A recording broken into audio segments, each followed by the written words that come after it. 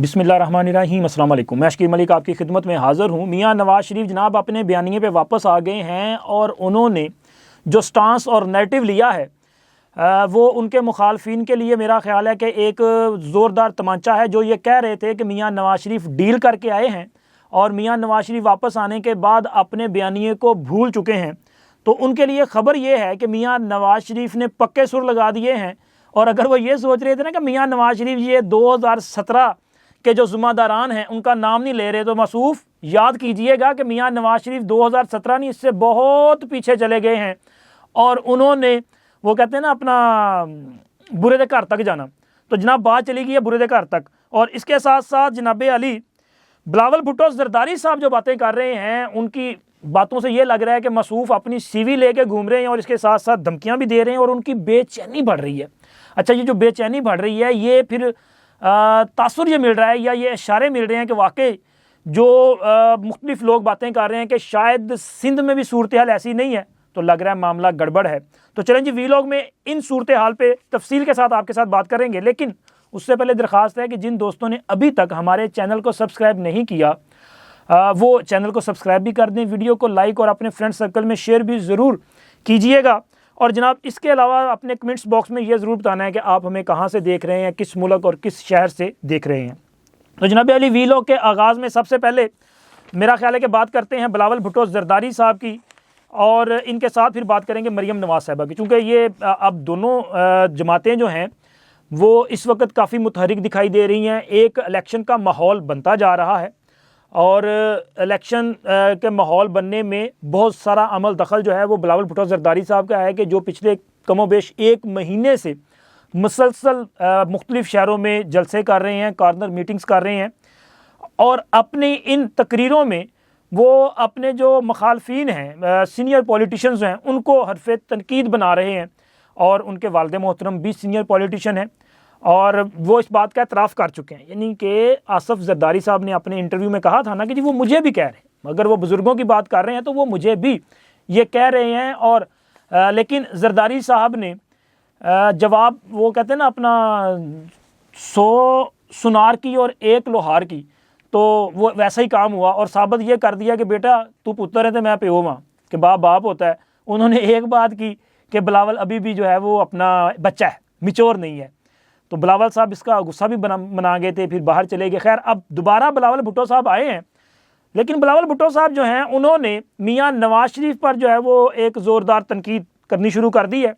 और उन्होंने आज मियाँ नवाज़ शरीफ को मुखातब करते हुए कहा है कि मियाँ साहब आप 3 बार वज़ीर आज़म रहे, बल्कि वो तो कहते हैं कि आपको जो है ना वो अपना सेलेक्ट करके लाया गया, तो वो कहते हैं 3 बार वज़ीर आज़म बने और तीनों बार आप फेल हुए, तीनों बार आपका जो है वो तसादुम हुआ। जिनके साथ तसादुम हुआ वो आपको लाए थे और आपका उनके साथ तसादुम हुआ। अभी भी आप अगर चौथी बार लाडला बन के सेलेक्ट होके आएंगे तो तसादुम आपका फिर भी होना है। अच्छा, ये वो बता रहे हैं कि तसादुम होना है। और इसके साथ साथ बिलावल भुट्टो ज़रदारी साहब ये धमकी भी दे रहे हैं कि जिस राह पे, जिस डगर पे इमरान खान साहब 2014 में थे, अगर इन इंतखाबात में मेरी ख्वाहिश के मुताबिक रिज़ल्ट ना आया तो मैं इमरान खान सानी साबित होऊंगा और जनाब मैं इनको नहीं मानूंगा। उन्होंने कहा जी अगर आप सेलेक्ट होके आएंगे तो ना लोग आपको मानेंगे ना मैं मानूंगा।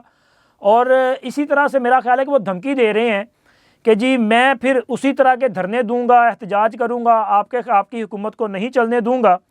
तो खैर अभी तो मुझे लग रहा है कि ये धमकियां दी जा रही हैं, बातें की जा रही हैं, लेकिन ये सारा कुछ करना इतना आसान नहीं होगा बिलावल भुट्टो ज़रदारी साहब के लिए। काफ़ी मुश्किल हालात होते हैं। भुट्टो साहब को बिलावल साहब को अंदाज़ा है कि फिर आपने अगर हुकूमत करनी है किसी भी सूबे में तो आपको ये भी ख्याल करना पड़ेगा कि जी ये 5 साल पूरे होने चाहिए या जो आनी टर्म है वो पूरी होनी चाहिए।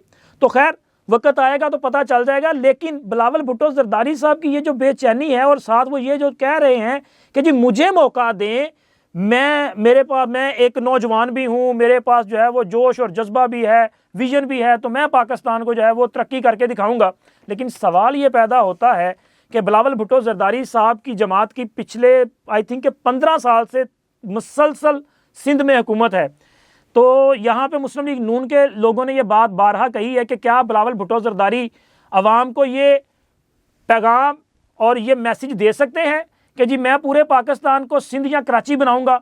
क्योंकि मुस्लिम लीग नून तो ये दावा करती है कि अगर हमें सिंध में हुकूमत मिलेगी तो हम कराची को लाहौर बनाएंगे, हम लाहौर में जो हमने डेवलपमेंट की है उसी तरह की तरक्की जो है वो कराची को देंगे, और सिंध के दीगर शहर जो है इनको तरक्की देंगे जहाँ पे आज तक जो है वो पक्की सड़कें तक मैसर नहीं है।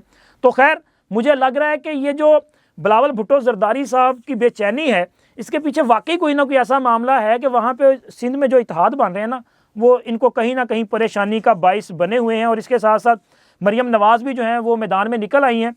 आज उन्होंने भी जो है वो जलालपुर, ये गुजरात की महज तहसील है जलालपुर जट्टा, वहाँ पे उन्होंने खिताब किया है और उन्होंने तो जनाब अपने जो मुखालफीन हैं उनको तनकीद का निशाना तो बनाया ही बनाया, लेकिन इमरान खान का नाम वो लें और इमरान खान पर तनकीद ना करें, ये मुमकिन नहीं है। उन्होंने इमरान खान को उसकी औकात याद कराई है और करानी बनती भी है, क्योंकि इमरान खान के दौरे हुकूमत में जिस तरह मुस्लिम लीग नून और मरियम नवाज़ के ख़िलाफ़ ये इंतकामी कार्रवाई की गई ना, मेरा ख्याल है माजी में उसकी मिसाल नहीं मिलती।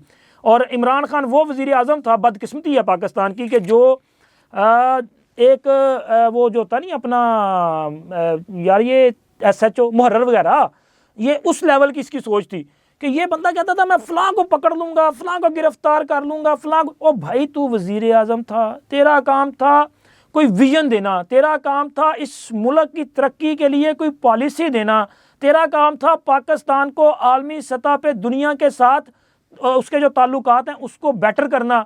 लेकिन ये बंदा लगा रहा। अच्छा, ये आलमी सतह पे ताल्लुकात इसने क्या बेहतर करने थे? खुदाई कसम बात करते हुए शर्मिंदगी महसूस होती है कि ये बंदा जब वज़ीर आज़म था ये बरादर इस्लामी मुल्क के खिलाफ जो साजिशें करता रहा। उन्होंने जहाज़ लिया है तो उन्होंने जहाज़ से जनाब अमरीका गया है और उन्होंने जहाज़ बह के उन्होंने बख्तोइयाँ करनियाँ शुरू करती हैं। और ये मुलाकातों में, अब ज़ाहिर है मुलाकातों में ये एक बरादर इस्लामी मुल्क है, वहाँ पे मुलाकात के दौरान मसूफ़ ने पंजाबी में जो है वो ऐसे अल्फाज इस्तेमाल कर दिए जो नहीं होने चाहिए थे।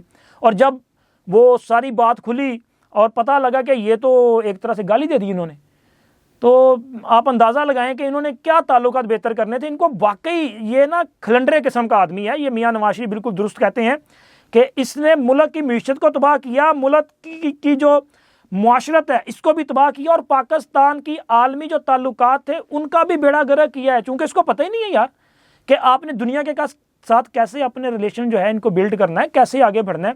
इस बंदे के ये खलड़पन की वजह से, खलंडरेपन की वजह से, इसके अनाड़ीपन की वजह से और इसकी ये जो मौला जट वाली सोच है ना, इसकी वजह से पाकिस्तान पिछले 5 साल से जिस ज़बू हाली का शिकार है ना, मेरा ख्याल है कि कम से कम अगले 5 साल लग जाएंगे कि सिर्फ इसके असरात से निकलते हुए, क्योंकि आने वाली हुकूमत के लिए बड़े संगीन चैलेंज होंगे कि पाकिस्तान की मीशत को भी इसके पाँव पे खड़ा करना है। पाकिस्तान के वो जो दोस्त थे कभी, जो इस इमरान की वजह से नाराज़ हुए और इस बंदे की नाअहली की वजह से पाकिस्तान जो है वो आलमी सतह पे तन्हाई का शिकार हुआ।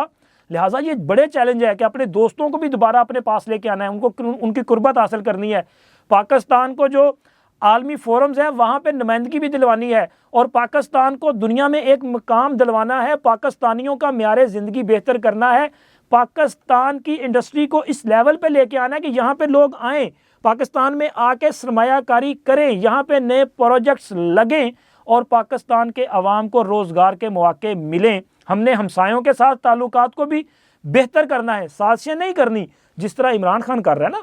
देखें, इमरान खान ने अपनी हुकूमत के दौरान भी जो है, मेरा ख्याल है कि हमसायों के साथ हमारे इस तरह के ताल्लुकात नहीं थे, और वैसे भी ये कोई इस कैलिबर का बंदा था नहीं कि कोई इसके साथ वो कोई इस तरह का ताल्लुक डेवलप करना भी चाहता हो। ये बंदा जो है ये अपने अनाड़ीपन में पाकिस्तान का बेड़ा गर्क करता रहा। लेकिन अब चूँकि मियाँ नवाज शरीफ जो हैं वो अगले वज़ीर आज़म के तौर पे एक मजबूत उम्मीदवार के तौर पे दिखाई दे रहे हैं। हाँ, ये अलग बात है, बिलावल भुट्टो जरदारी साहब जो है वो अपना CV पेश कर रहे हैं, वो कह रहे हैं कि जनाब मुझे चूज़ करें, मैं बेहतर खिदमत कर सकता हूँ, लेकिन फ़ैसला तो अवाम ने करना है। और अभी तक की सूरत हाल तो ये बता रही है कि मियाँ नवाज शरीफ और मुस्लिम लीग नून जो हैं वो भारी अक्सरियत के साथ आ रहे हैं। उसकी वजह यह है कि देखें, पंजाब सबसे बड़ा सूबा है और पंजाब भी पाकिस्तान की सियासत का फ़ैसला करेगा। जो पार्टी पंजाब में वाज़े अक्सरियत हासिल करेगी उसके हुकूमत बनाने के वाज़े चांस हो जाएंगे। और इस वक्त पंजाब में अगर कोई पार्टी सबसे ज़्यादा मुतहरिक नज़र आती है तो वो मुस्लिम लीग नून है।